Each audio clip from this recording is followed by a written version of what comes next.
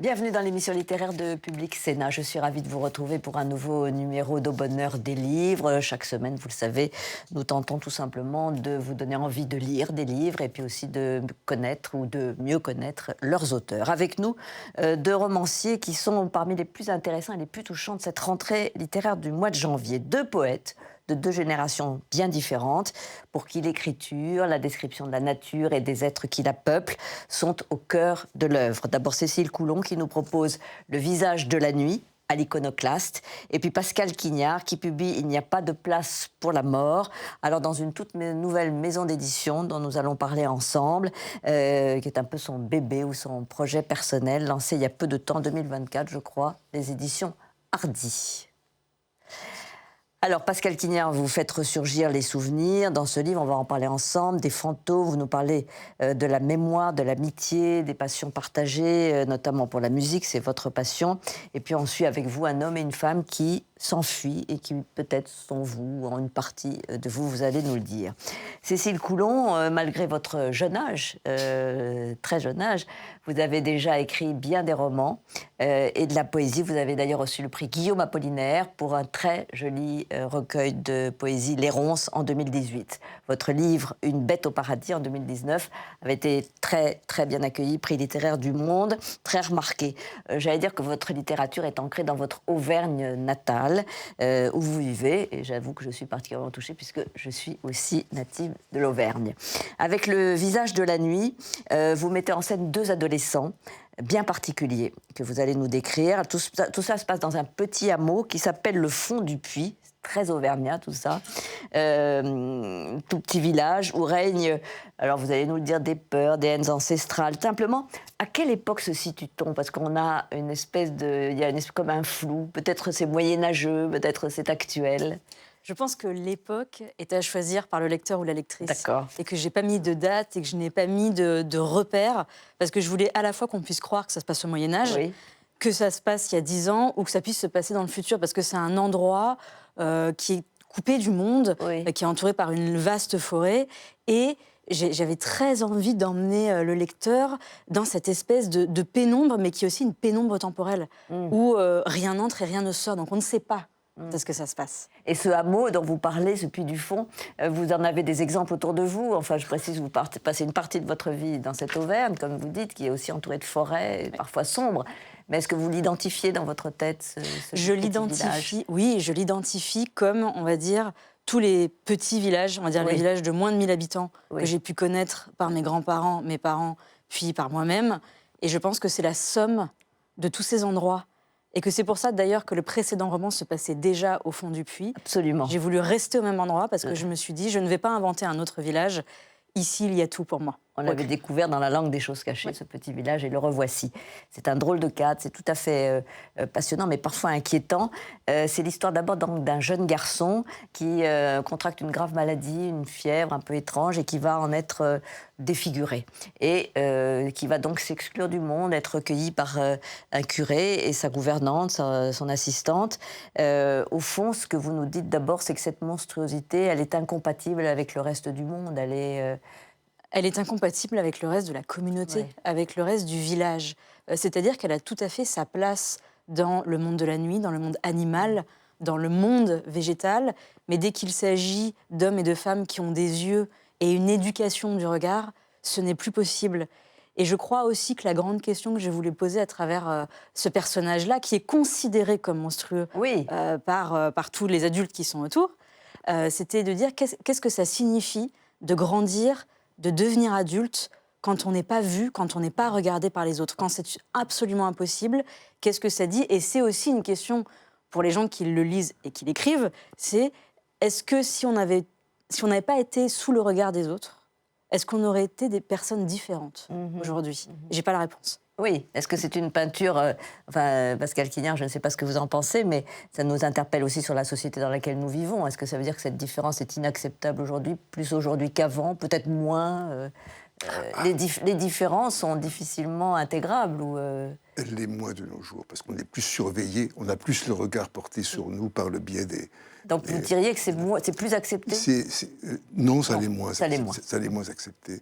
Non. Moi, ça me fait penser, comment dire, aux chouettes effraies qui, comment dire, semblent avoir un regard... Ça peut parler à Cécile Coudron, oui, les chouettes effraies. Semblent avoir un regard avec... Les yeux, là, les ocelles sont fausses. Elles ne voient pas, elles ne sont qu'audition, et lorsque le jour apparaît, elles se tournent dans l'arbre et elles se cachent. C'est un peu ça, le héros. C'est tout à fait ça, oui, tout à fait, oui. C'est ça. Et évidemment, c'est d'autant plus ça que, comme le disait Cécile, ce jeune homme, il va vivre surtout la nuit, puisqu'il ne veut pas se montrer. Et donc, on a une très belle description de cette nature, de ces forêts la nuit, qui sont à la fois ces bois hostiles et accueillants. C'est comme ça que vous nous les décrivez. Oui, je voulais que la forêt, je voulais que les bois soient une sorte de tunnel végétal qui soit à la fois un lieu de danger, mais aussi un lieu de métamorphose, à la fois un refuge pour le personnage et pour tous les autres personnages qui n'ont pas leur place le jour, à la lumière du jour, et que ce soit l'endroit de l'apprentissage, l'endroit de la découverte des animaux qui n'ont pas ces yeux-là pour voir, justement, les chouettes ou encore plein d'autres. Et pour moi, l'espace de la forêt dans ce livre, c'est vraiment le refuge ultime, quoi. Et c'est la découverte des sens, du toucher, de la caresse, du poil des animaux, de la mousse, des feuilles. Et c'est vrai que toute cette découverte de cet endroit par ce garçon, qui au départ est une découverte très triste, très chagrinée, mais qui devient au fur et à mesure une sorte de palais. Un plaisir qu'il prend chaque nuit. Ça va durer sur une quinzaine d'années, cette vie, de cette jeunesse, enfin cette adolescence. Et puis, au cours de ces courses nocturnes, justement, il va croiser une autre adolescente, une jeune fille, qui elle aussi vit recluse, mais alors là, pour protéger son frère, qui lui aussi est différent. Au fond, vous nous présentez l'ange et le monstre, mais deux personnes qui ne peuvent pas être acceptées par le monde extérieur. Oui, et ces deux enfants sont les deux faces d'une même pièce. L'un est d'une trop grande beauté pour être montré, pour être vu, quand l'autre est d'une vaste monstruosité. Et je voulais montrer comment, dans ce livre-là, les adultes autour d'eux, qui sont chargés de leur protection, qui sont chargés de leur apprentissage et de leur éducation, en voulant absolument les protéger, vont les mener à un endroit où ils ne sont pas du tout censés aller. J'essaie de ne pas trop en dire. Voilà, parce qu'on ne dévoile pas la fin de l'histoire, parce que c'est un vrai roman de fiction magnifique, et évidemment, il y a... D'une certaine façon, ces deux enfants débordent du cadre qui est établi, quand bien même on est dans un hameau. Et quand bien même on pourrait penser qu'il n'y a pas de cadre, mais même en cet endroit-là, le cadre est extrêmement solide et délimité. Oui. Alors, les familles qui les accueillent sont très bienveillantes, mais à l'extérieur, ils vont se heurter à cette hostilité, parce qu'au fond, ce que vous nous décrivez, c'est un monde qui nous paraît méchant quand même, qui nous paraît... peut-être c'est aussi les adolescents un peu immatures qui réagissent comme ça avec cette violence de la jeunesse, mais ce n'est pas du tout rassurant. C'est un monde très inquiétant, je trouve. Je ne sais pas si c'est notre monde aujourd'hui. Pascal Quignard nous disait que c'était peut-être le monde d'aujourd'hui qui refuse la différence, mais c'est une peinture sombre quand même de ce monde. C'est une peinture sombre, et avant la violence, je crois qu'il y a le sentiment de peur face à ce qui ne ressemble pas à ce qui est attendu. Voilà. C'est-à-dire que moi, j'ai beaucoup entendu cette phrase qui dit qu'il faut tout un village pour élever un enfant. Mais si l'enfant ne correspond pas aux attentes du village, s'il déborde, s'il est un peu différent, est-ce qu'il faut aussi tout un village pour tuer un monstre? C'était la deuxième question qui vient en miroir de cette idée qu'il faut tant de gens pour éduquer, pour faire un adulte. Mais qu'est-ce qui se passe quand ça ne correspond pas? Et encore une fois, je n'ai pas une réponse qui irait de manière mondiale et définitive. Mais en tout cas, je crois que pourquoi il y a tant de violence, c'est aussi parce qu'avant cette violence, il y a la peur, il y a l'incompréhension et il y a l'incapacité absolue d'être bienveillant face à une image ou à quelqu'un qu'on ne comprend pas et qu'on ne reconnaît pas, surtout. Qu'on ne reconnaît pas, qui est différent, qu'on ne reconnaît pas. Mais est-ce que vous ne pensez pas que ce sentiment, et quand vous dites qu'il faut que tout le village, au fond, soit d'accord ou l'accueille, c'est quoi? C'est rural, ça? C'est pas citadin? Si. Non, parce que dans la ville, on a l'impression d'être plus perdu. Il y a comme une solitude. Peut-être qu'il y a cette collectivité dans un petit village de campagne. Je pense qu'il y a une forme d'anonymat bienvenue dans la ville. Parfois bienvenue et parfois bien Et triste. parfois très difficile à vivre, tout à fait. Et peut-être que quand il y a 400 ou 500 habitants, c'est plus difficile d'être anonyme. Et j'ai bien connu ça, donc je connais bien le sujet. Et dans un même mouvement, ce personnage, il va trouver une place, une fonction, un métier, et il va intégrer d'une autre manière cette communauté. Donc, ce que je pense, c'est qu'en face de cette violence et de cette peur, il y a l'idée de départ que pour qu'un village survive, il faut y travailler. Il faut montrer qu'on a une fonction Ce qu'il va avoir, ce jeune homme. à l'intérieur Oui. du groupe, des gens qu'on a connus et qui nous ont connus Oui, enfants. bien sûr. Et puis aussi, il y a l'histoire qui se noue entre les deux, la jeune fille et Tout à lui, fait. qui est quelque chose qui nous éclaire quand même et qui éclaire l'histoire, parce que au milieu de cette noirceur, on ne va pas tout révéler, et de ces peurs aussi qui surgissent ici et là, eux, ils se sont trouvés. Ils sont dans une forme de tendresse et d'amitié. Ils sont dans une forme, oui, d'un lien incroyable qui se tisse entre eux, mais c'est un lien qui est tissé parce qu'ils ne peuvent pas se voir, littéralement. Ils évoluent toujours dans le noir, et c'est comme ça qu'ils apprennent à s'aimer, parce qu'ils n'ont pas accès à leur visage respectif. Ils ont accès à des contours, à des ombres, parfois à des expressions. Ils ont évidemment accès à leur langage, à leur voix, mais jamais à ce à quoi ils ressemblent vraiment. Et ça, dans l'écriture, de raconter ce qui n'est pas visible, c'est très exaltant. Mais c'est comme un conte. Et de le vivre. Et de le vivre, évidemment. évidemment. Il faut savoir se dénuder un peu. Oui, j'ai l'impression de lire un conte quand je vous lis, ou une légende même, ou quelque chose. C'est un conte. C'est un conte, voilà. Alors, ce n'est pas très loin de l'écriture de Pascal Quignard, parce qu'il y a des points communs entre vous, mais on va y revenir. Cher Pascal, je précise que vous avez publié alors, de très nombreux romans. Mais c'est vrai que vous êtes d'une autre génération, mais ça nous fait très plaisir de vous réunir. Ces romans ont été adaptés au cinéma, notamment bien sûr Tous les matins du monde, ce magnifique livre, puis film. Terrasse à Rome également. Vous avez eu le Grand Prix de l'Académie française pour ça. Je précise que la musique est très présente dans votre œuvre et que vous êtes musicien vous-même, notamment violoncelliste. Vous avez reçu le prix Goncourt en 2002 pour un des volets du Dernier Royaume qui s'appelait Les ombres errantes. Voici donc ce nouveau livre qui s'appelle Il n'y a pas de place pour la mort, aux éditions Hardy, je le disais. Alors juste, dites-nous un tout petit mot de cette maison d'édition que d'une certaine façon vous avez lancée en 2024. Ah non, c'est André Velter et Sophie Nello qui l'ont C'est bien de le inventé. Et préciser. c'est une chose merveilleuse que la création d'une maison d'édition. Oui, bah, Surtout ça, Cécile, qui est chez l'Iconoclaste. Oui, bien sûr. Et qui est aussi une maison courageuse. Voilà, courageuse, mais surtout dans un moment où, franchement, les maisons deviennent de plus en plus grandes et perdent dans l'anonymat et dans la politique aussi, etc., leur nature et leur fonction purement littéraire. Là, c'est une maison d'édition complètement littéraire, dans le Luberon, dans la sauvagerie, entourée de sangliers, entourée de petites chevrettes et de petits chevrotins. Enfin, c'est une aventure à laquelle je ne pensais pas, contribuer, et j'en suis ravi. Et vous avez volontiers, vous avez dit, je vais donner un texte parce que j'aime cette volonté-là. Exactement, avec un bras. Qui va vers la poésie, disons-le, ce sont des textes qui... Tout à fait. Mais il y a dans le roman, dans toutes les choses dont nous parlons, quelque chose d'archaïque et de sensoriel qui va vers la poésie. Bien sûr, évidemment. Forcément. Absolument. Et c'est pour ça, je crois, qu'on a aimé vos deux livres. Vous écrivez, d'une certaine façon, un exergue, cher Pascal Quignard, écris ce livre en sorte que ta vie pénètre en lui sans qu'elle mente, que quelque chose touche celle qui n'en a pas été touchée. Oui. Qu'est-ce que ça veut dire? C'est comme s'il y avait une urgence à écrire? Oui, ça veut dire que je ne voulais pas raconter ma vie du tout et que, n'ayant pas été aimé enfant, je ne pourrais pas toucher ceux qui étaient morts et qui ne sont plus là, mais que je m'adressais quand même vers eux pour évoquer comme des fantasmes, comme des départs de bonheur, tous les moments. Si vous voulez, c'est comme le capitaine fracasse, il s'en va, il part en tournée, il fiche le camp, on part.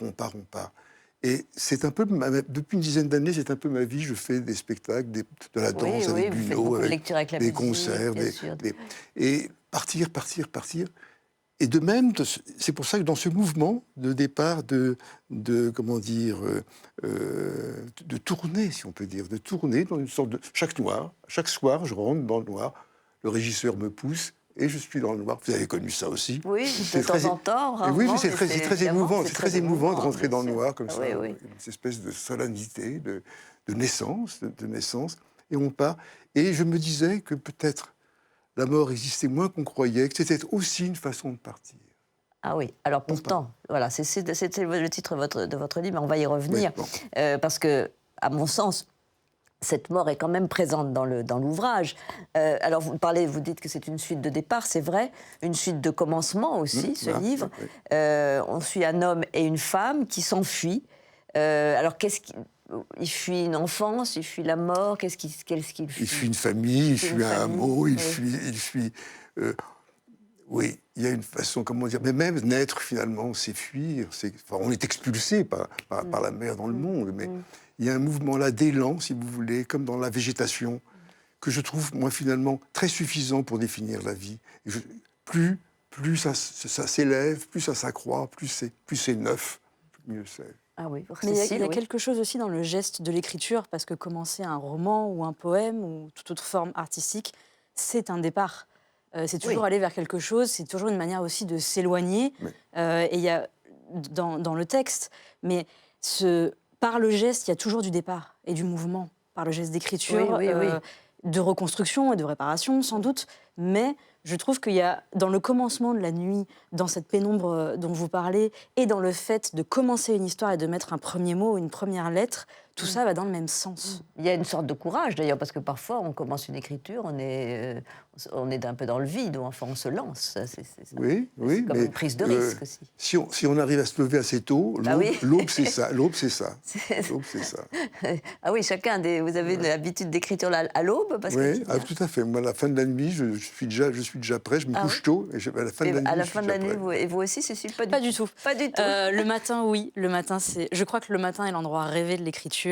D'accord, mais pas l'aube quand même. Je dors trop.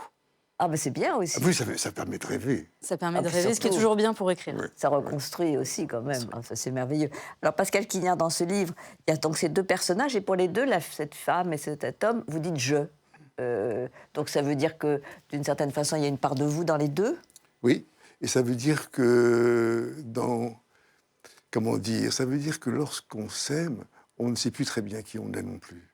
Et bien sûr qu'il y a de l'usurpation à parler de l'autre, un homme pour une femme pour un homme. C'est un peu...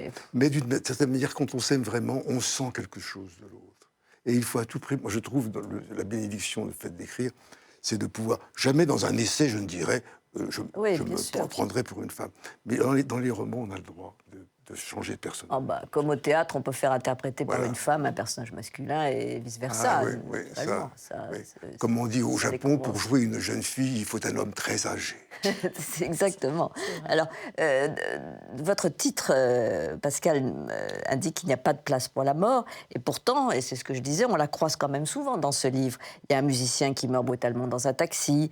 Il y a le père qui supplie son fils de l'aider à mourir. Elle est là, quand même, cette mort. La mort est là, mais elle n'est pas, comment dire, quelque chose, un lieu, un séjour, un paradis, un enfer, une notion, même un néant. Elle n'est même pas un néant. C'est un vers qu'a écrit, comment dire, Émilie Brontë à la fin de sa vie. C'est le dernier vers qu'elle a écrit. Oui, vous la citez, vous citez Dickinson, vous citez... Et elle vous dire par là, arrêtez de raconter des histoires sur la mort, il n'y a pas de place pour la mort. Et c'est quelque chose que j'ai ressenti énormément, surtout avec la mort des chats. Ah. On les voit, comment dire, extrêmement coriaces dans la vie, très très coriaces, jusqu'au bout, et puis là, ça lâche. Mais il n'y a pas de place pour la mort. Ils sont vivants jusqu'au bout. Oui. On les imagine vivants jusqu'au bout, peut-être. Ah, ils veulent vivre. Non, il y a quelque chose. Et il y a aussi ce geste chez ces animaux d'aller se cacher, de choisir le moment et l'endroit. C'est assez incroyable pour nous qui avons besoin aussi des autres. Des autres, et la mort est une forme d'administration aussi. De cérémonie et de lieu, c'est ça que je n'aime pas. C'est ça, voilà. Tandis que les animaux, pas besoin. Ils n'ont pas besoin de ça. Et même ils se cachent, même ils s'en vont, c'est vrai. Je crois qu'on est tous à avoir observé tout ça de très près. Mais ce sont des grands maîtres, les animaux sont des grands maîtres. Évidemment. Alors, il y a beaucoup, Pascal, de souvenirs et de notations qui ont lien au trait à la musique dans ce livre. Enfin, j'allais dire comme d'habitude. Il y a des récits de tournées de solistes. Vous faites appel à des expériences personnelles quand vous parlez, quand vous écrivez.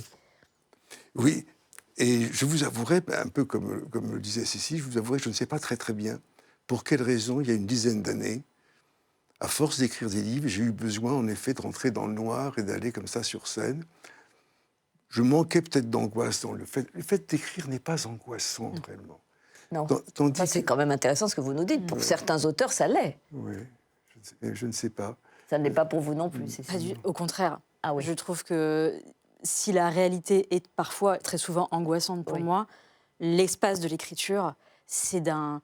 Je ne vais pas dire confortable, mais c'est apaisant. C'est un grand espace de respiration et de calme. Ça l'a été très tôt pour vous, très jeune, il faut le dire. Absolument. Et pour vous aussi, Pascal. Vous avez vraiment un secours, un terrier, terrier. quelque chose où on peut se nicher, on peut se... étanche par rapport au reste, étanche par rapport au reste. Ah oui, mais pas quelque chose où on cherche, où on se dit on ne va pas y arriver, ou je me décourage, ou... Non. Ça n'a jamais été... J'ai jamais eu peur de ça. Ouais, c'est merveilleux, parce que tous les auteurs ne peuvent pas dire ça. Oui, mais c'est comme ça, mais c'est pas du tout par vantardise qu'on le dit. Ah non, bien sûr que non. On est comme ça. Et comme par hasard, vos deux écritures sont essentiellement poétiques, enfin, en tout cas, à mes yeux, tout ce que j'ai lu de vous, je trouve que chaque fois, ça a trait à la poésie. Vous citiez Emily Dickinson, il y a aussi Catherine Mansfield que vous citez dans votre livre. Est-ce que vous avez, c'est le poète est merveilleux, vous avez je disais que vous aviez eu un prix de poésie, et pour un très joli recueil, Les Ronces. Quels sont, vos j'allais dire, vos poètes... Poètes et poétesses. Poètes et poétesses. Qui m'ont beaucoup aidé, emporté. Il y a des poètes, par exemple, je pense à Marguerite Yourcenar, qui est beaucoup plus connue pour ses romans, mais qui a fait un très beau recueil de poèmes qui s'appelle Feu, qui a été un des textes les plus importants pour moi pour l'écriture. Mais je peux évidemment... Emily Dickinson, on ne peut pas ne pas parler d'Emily Dickinson. Il y a eu Jacques Prévert dans mon enfance. Il y a eu René Guicadou, qui est sans doute le poète encore aujourd'hui le plus important pour moi. Parce que ça a été la découverte de René Guicadou. J'ai compris qu'on pouvait tout dire en une seule phrase, avec des mots très simples, s'ils sont très bien choisis. Et ça paraît bête dit comme ça, mais je l'ai compris avec ce poète-là. Bien sûr. Et après, vous l'avez expérimenté, vous, Pascal. Alors là, vous en citez quelques-uns, mais quelques auteurs, d'ailleurs, des femmes principalement. Vous savez, je suis un lecteur passionné, et j'ai jamais eu beaucoup le besoin de hiérarchiser dans mes lectures. J'aime vraiment la poésie. J'aime vraiment cette idée que le langage ne serve plus au reste. Et alors, tous les poètes sont bien... C'est vrai, le langage ne sert plus au reste. Oui. Il faudra donc rappeler que cette nouvelle maison d'édition, Hardy, est un peu dévolue à ces textes-là. Et évidemment, on en est très heureux. On a bien compris que dans ces deux livres, la nature était très importante, que nos deux auteurs y vivent un peu vous aussi, Pascal Quignard, vous vivez en partie à la campagne. À l'été, certainement. L'hiver, moins. C'est ça. Peut-être aussi, Cécile passe l'hiver moins en Auvergne et plus en été. D'une certaine façon, un peu plus l'hiver en Auvergne. Mais pour dire qu'il y a du feu. Il y a de la neige, il y a du feu, il y a des sommets, et c'est quand même très agréable. Mais je crois qu'il y a aussi, dans l'espace dit naturel ou campagnard, rural, c'est un autre mot encore, mais le bruit n'est pas le même. Le son n'est pas le même. Le rapport aux animaux, le rapport à l'espace n'est pas du tout le même. Et ce rapport à l'espace-là, il est incroyable pour l'écriture. Il est bienvenu, il est formidable, mais il est surtout très essentiel. Moi qui habite maintenant un peu plus souvent qu'avant à Paris, je me rends compte que le rapport à l'espace... Pas du tout le même, bien sûr. Quand on a été habitué, très tôt, ça va, mais quand on n'a pas été habitué, il faut apprendre cet espace-là. Bien sûr. Voilà. Et d'ailleurs, Pascal, vous allez chercher aussi des grands espaces. Chaque fois, les livres sont ancrés dans une région. Là, cette fois, on a le Havre, et puis on a un peu la montagne, etc. Enfin, vous décrivez toute cette géographie-là. Mais il y a toujours cette espèce de respiration. Mais moi, la différence, j'ai vécu toute l'enfance dans une ville en ruine par la guerre. Donc, en fait, et la nature, et la ville, et le hameau, c'est des merveilles pour moi. Tandis que la ruine, c'est le... Quand j'ai vu Mariupol en ruine, j'ai été bouleversé. C'est comme si je me retrouvais chez moi, mais un chez moi affreux. Oui. Donc là, aujourd'hui, vous avez opté vraiment pour la campagne, pour la nature. Est-ce que vous avez conscience, l'un et l'autre, des lecteurs qui vous suivent, enfin de qui ils sont? Alors vous, Pascal, depuis très longtemps. Et puis il y a eu la découverte, on vous a découvert au cinéma aussi, en tout cas cette œuvre-là, on l'a vue sur grand écran. Mais est-ce qu'on sait qui vous lit? C'est une excellente question. Pour ma part, en tout cas, il y a des moments où je peux savoir qui est là, simplement dans des rencontres en librairie ou lors de festivals ou de lectures. Aussi sur les réseaux sociaux, puisque ma poésie est née notamment sur les réseaux sociaux. C'est vrai, oui. Mais ça reste un très grand mystère de savoir qui nous lit, dans quelles conditions, pourquoi, qu'est-ce que ça fait. Et d'une certaine manière, je me demande si c'est pas mieux que ce soit un très grand mystère. Peut-être. De toute façon, on en gagne d'autres si on va changer le lectorat. Pour vous, Pascal Quignard, vous avez compris? Un total mystère aussi, mais il y a une chose que j'ajoute quand même, à cause que dans les concerts, dans les choses comme il y a quand même la musique. c'est l'incroyable bienveillance. Ah oui. C'est un mystère, mais il y a une incroyable bienveillance. Je crois que c'est faux, parce que la vie n'est pas si bien... La vie politique, historique n'est pas si bienveillante que ça. Mais vous avez, vous, la chance d'appartenir à... Quand on les rencontre... Les gens sont adorables. Oui. Ah oui, mais parce que vous appartenez à des cercles merveilleux. Oui, qui mais ne suscitent ça que de s'ajoute à ça. Je ne pense pas qu'il y ait une malveillance dans la lecture. C'est Je ne vrai. crois pas qu'on lit méchamment. Et Ah, c'est sûr aussi, c'est sûr. il y a quelque chose d'assez incroyable de nos jours, de se dire que le temps d'une heure ou de deux, les gens vont venir dans un endroit qui est un théâtre, qui est une salle, qui est une librairie, et décident, ils travaillent, ils ont des enfants, beaucoup de choses à gérer, et tout d'un coup, il y a une espèce de suspension Bien sûr. de la réalité quotidienne pour venir discuter avec nous, nous écouter et lire. Et ça, c'est quand même quelque chose il ne faut pas oublier, il faut garder en mémoire à quel point ce moment-là pourrait être remplacé par 1000 autres. Mais non. Mais non. C'est Voilà. ça, comme le spectacle vivant. Tout à C'est fait. une chose unique et rare, et c'est pour ça d'ailleurs que ça sera toujours protégé, en tout cas, on l'espère. Merci infiniment, vous deux, d'être venus dans cette émission. Cécile Coulon, ça s'appelle Le visage de la nuit à l'Iconoclaste. Pascal Quignard, Il n'y a pas de place pour la mort, aux éditions Hardy, que nous découvrons grâce à vous et qu'il faut maintenant soutenir. Alors juste, avant de se quitter, quelques coups de cœur aussi littéraires. La mort clandestine d'Adrien Laroche, au Seuil. Un très beau livre sur une liaison amoureuse dans un pays d'interdit. Et Dieu sait si on en parle aujourd'hui, hélas. Et puis, quand même, nous signalons des poches, là, le François Bégodeau, qui est un de ses bons livres, qui s'appelle L'amour, qui est donc François Bégodeau, qui d'ailleurs viendra sûrement dans notre émission pour son nouveau roman. Et puis, alors, pour ma part, Jean-Philippe Daguerre, c'est un drôle de livre, La femme qui n'aimait pas Rabbi Jacob. C'est un peu étrange, oui, c'est ça, oui, parce que c'était quelque chose que moi j'ignorais, mais au moment de la sortie de ce film, alors là on a tous les protagonistes de ce film, hein, de Gérard Houry à évidemment Louis de Funès, etc. Il y a une femme, la femme de Georges Craven, qui s'oppose absolument parce qu'elle pense que le film est antisémite et elle va faire une chose folle. Enfin, on le découvre dans ce film. C'est chez Albin Michel. Voilà. Merci beaucoup à tous les deux d'être venus. Bonne lecture à vous tous et on se retrouve très vite pour un nouveau numéro de Bonheur des livres. À vite.